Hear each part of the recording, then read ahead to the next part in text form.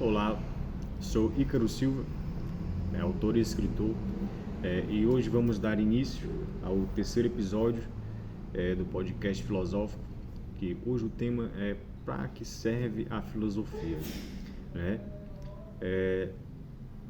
A gente mencionou no episódio passado sobre o que é filosofia e recapitulando um conceito de um filósofo francês que foi citado, a filosofia ela nos ajuda a reaprender a ver a vida, né?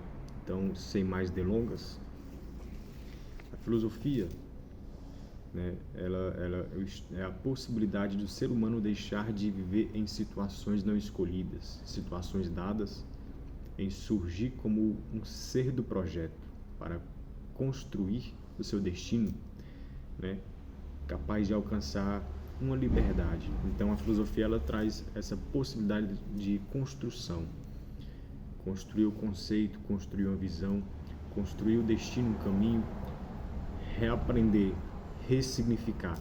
Como tem um livro dos que eu escrevi, Poemas Roceiros, Ressignificando Sertões, mostrando uma outra visão, um outro significado para além daquilo que já é, né? Mostrar o sertão de outros modos, mostrar o sertão diante dos meus olhos para o mundo, né? Então, a filosofia ela nos traz essa possibilidade, né? Então, hoje o pensamento das pessoas está marcado pela busca de resultados imediatos, né?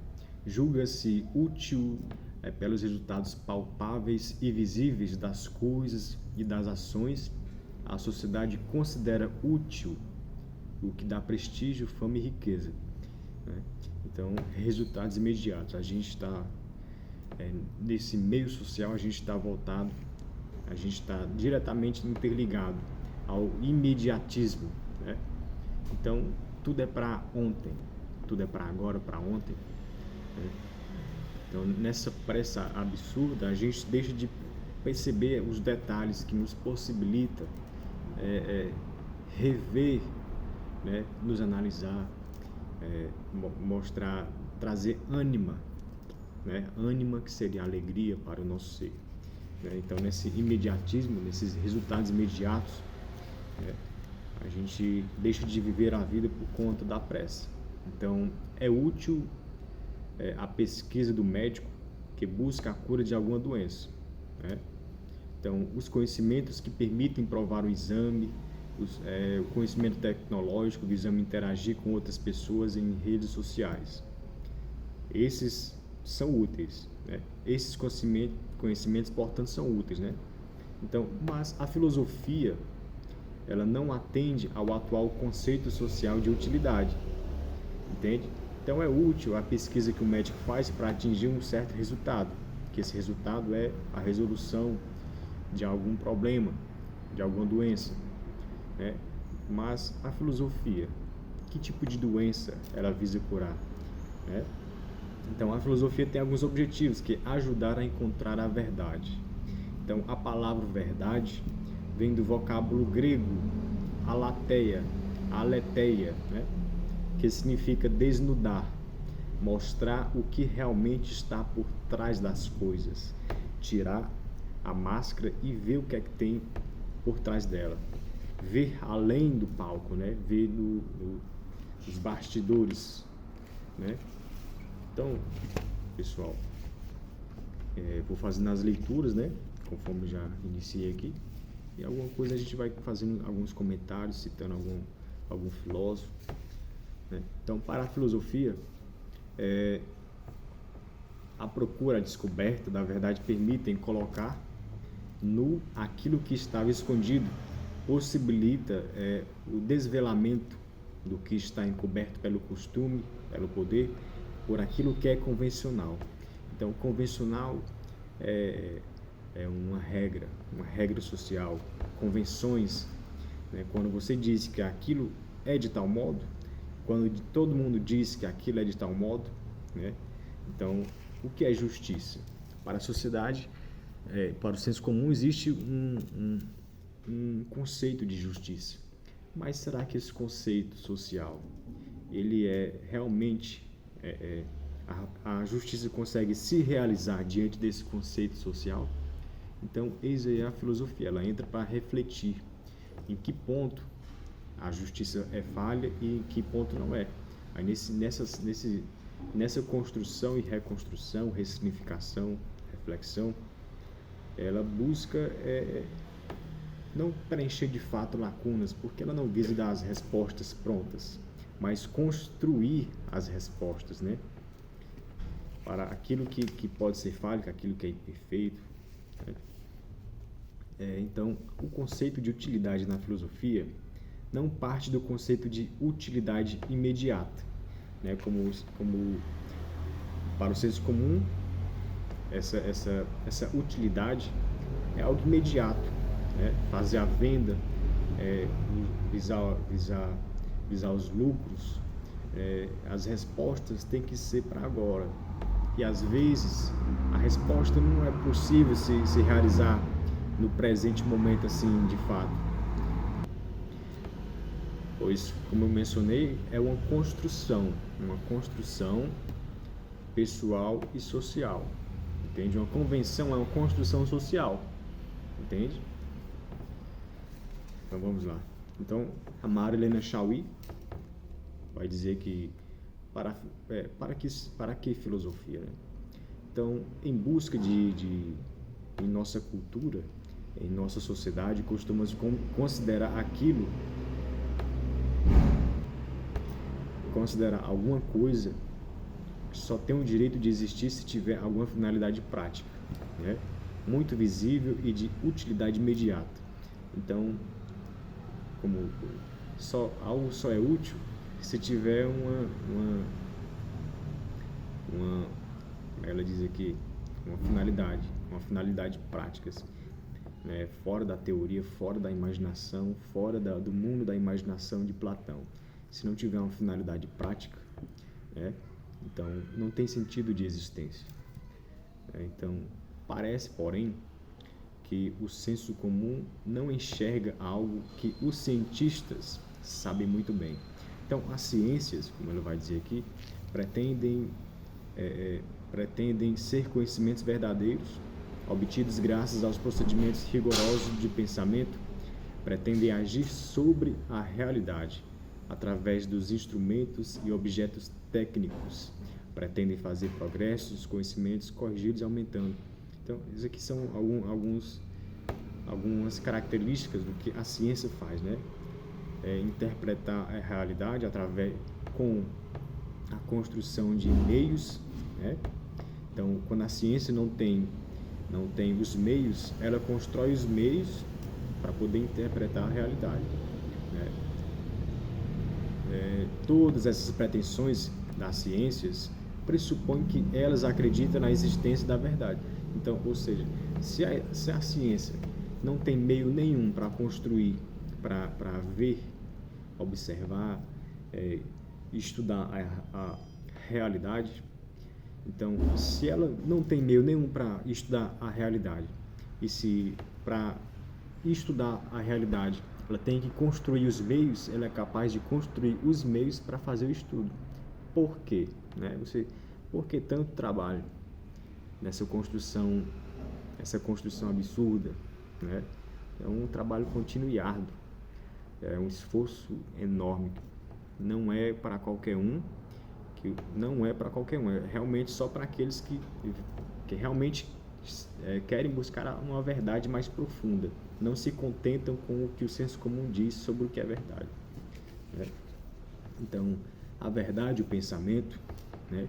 Procedimentos para conhecer os fatos, essa relação de teoria e prática, correção e acúmulo de saberes, tudo isso não é ciência, são questões filosóficas. Aí o trabalho das ciências pressupõe como condição o trabalho da filosofia, mesmo que o cientista não seja filósofo. No entanto, como apenas os cientistas e filósofos sabem disso, o senso comum continua afirmando que a filosofia não serve para nada, né? Então ela vai dizer que o trabalho que o filósofo faz de analisar o mundo é semelhante ao trabalho de um cientista, que o cientista ele analisa o mundo uma realidade, assim como o filósofo faz. Eles usam meios, né?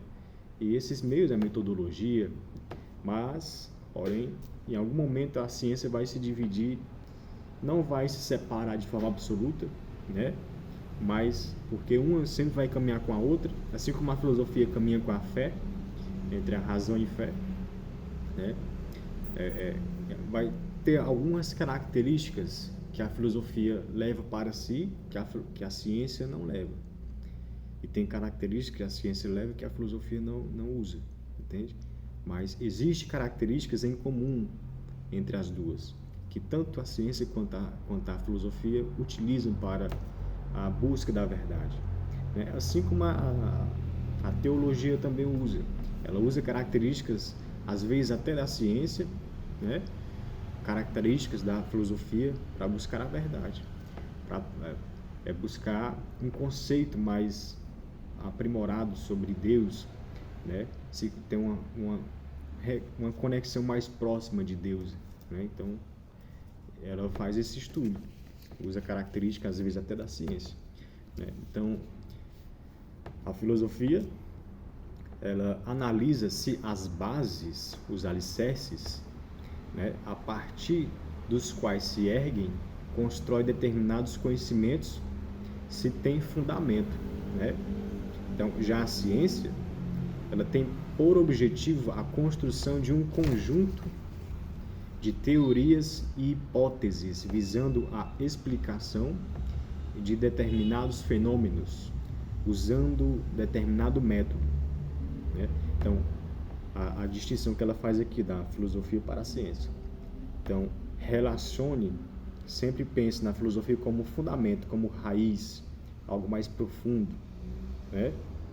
Ela vai observar se aquilo tem fundamento, né? Se você vai construir uma casa, se o teu alicerce não for sólido, a casa vai cair, entende? Então, como é que eu faço para o meu alicerce ser sólido? Eu tenho que construir, tenho que estudar melhor algum modo para que esse alicerce fique mais sólido, para que não venha a cair, né?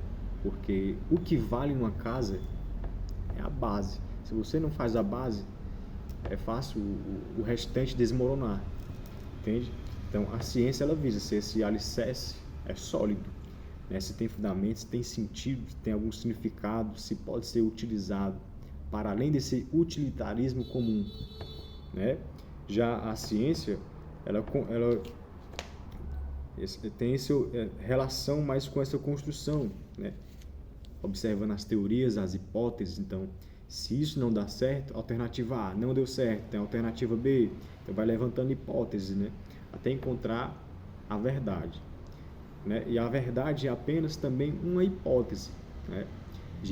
Porque assim, se você faz um teste, né, na prática, e a hipótese A não deu certo, aí você vai para a hipótese B, não deu certo, hipótese C, né? Uma dessas hipóteses vai ser a hipótese da verdade, que vai ser a descoberta, né?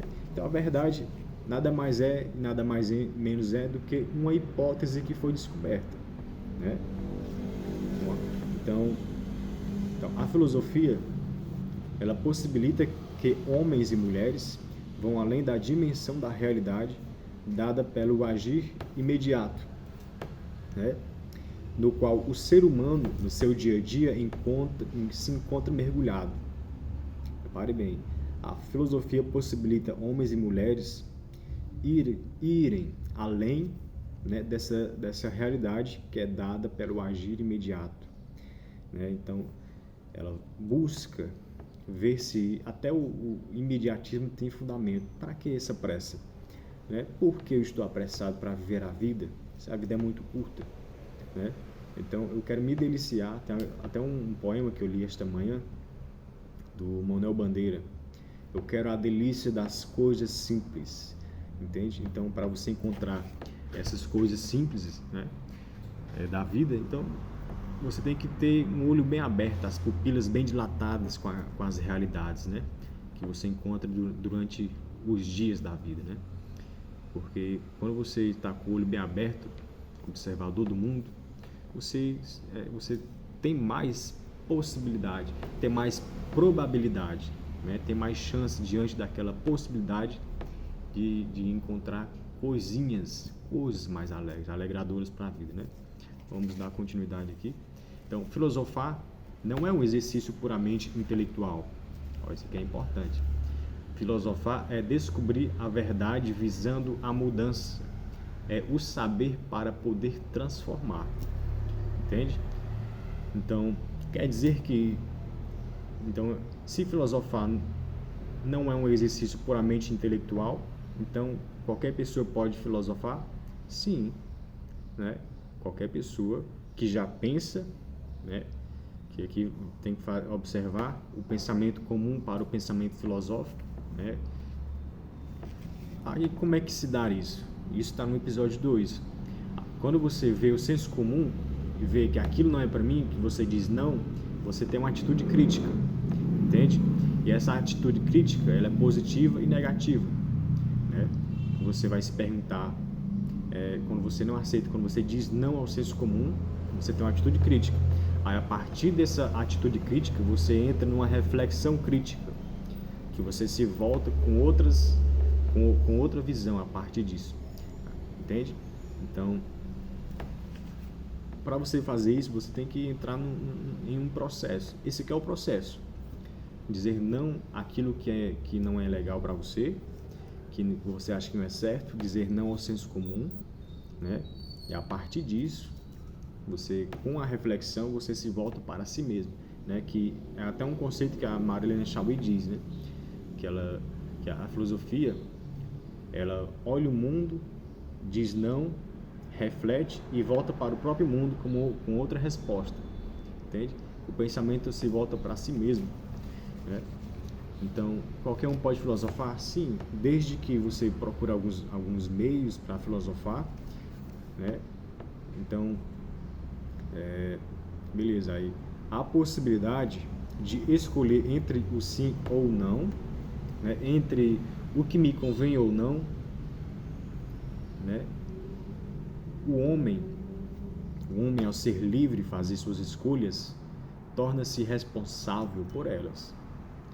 Cada escolha que se faz determina e constrói sobre a sua